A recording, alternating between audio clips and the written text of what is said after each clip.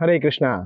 अक्सर हम देखते हैं कि लोग जब भगवान के दर्शन करने के लिए जाते हैं तो लंबा सा लिस्ट लेके जाते हैं कि हे भगवान, मुझे एग्जाम्स में अच्छे मार्क्स दिलवा दो, या फिर मेरे बच्चों की शादी करवा दो, या फिर मुझे नौकरी दिला दो, या अच्छी पत्नी दिलवा दो, या अच्छा घर गाड़ी, और कितने सारे डिमांड्स।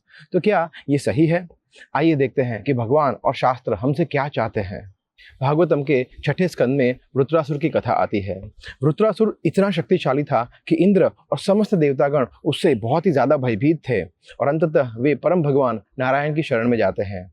और हम देखते हैं कि इतने सारे श्लोकों में वो बहुत ही सुंदर तरीके से भगवान का महिमा करते हैं, गुणगान करते हैं, सुंदर प्रार्थनाएं करते हैं, जैसे कि हे कमल नयन, हे प्रसन्न वदन, हे परम गुरु, हे त्रिविक्रम, हे परब्रह्म। इस तरह से उनको ग्लोरीफाई किया, और अंत में वे भगवान से कहते हैं कि हे भगवान, ठीक है, हमने आपकी प्रार्थनाएं की, परंतु हमारा एक विशेष कार्य है, इस वृत्रासुर से हमारी रक्षा कीजिए, या फिर हमें ऐसा कोई मार्ग दिखाइए कि इस वृत्रासुर का वध हम कैसे कर सके।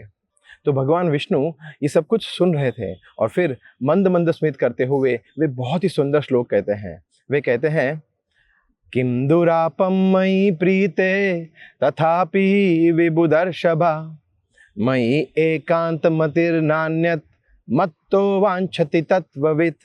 वे कहते हैं कि हे देवतागण, आप सभी लोग अत्यंत बुद्धिशाली है, विबुदर्शभा। तो आप सबने जो भी प्रार्थनाएं की है ये सब ठीक है, परंतु अचानक आपने ऐसे मांग क्यों लिया? जो मेरा भक्त है उसके लिए क्या दुर्लभ है? किम दुरापम मयि प्रीते, ऐसी क्या चीज है जो मैं उनको दे नहीं सकता? इसीलिए जो मेरा अनन्य भक्त है, मयि एकांत मतिर, वो मुझसे कुछ मांगता ही नहीं है, न अन्यत वांछति।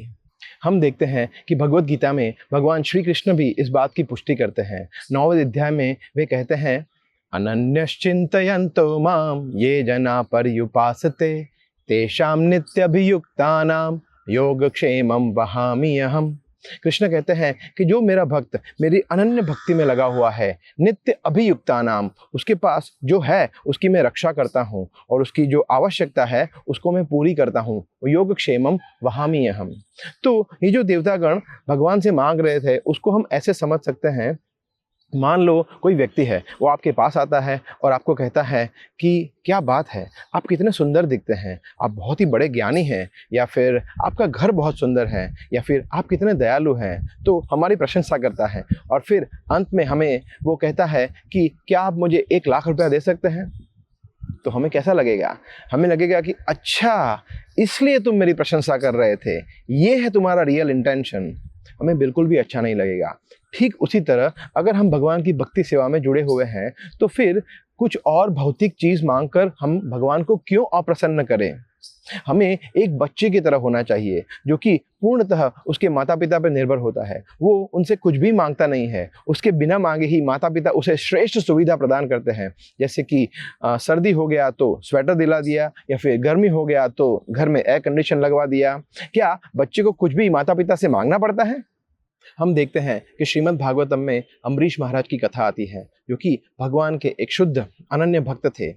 इनसे भगवान ये कहते हैं कि हे अम्बरीश, तुम एक राजा हो, तो स्वाभाविक है कि तुम्हारे कुछ शत्रु भी होंगे, तो तुम कुछ अच्छे सैनिकों को हमेशा अपने पास रखो जो तुम्हारी रक्षा कर सके। तो अम्बरीश महाराज भगवान से कहते हैं कि हे प्रभु, मैं आपकी सुरक्षा में हूँ, आपके शरणागत हूँ, मुझे और क्या चाहिए? मुझे कुछ नहीं चाहिए।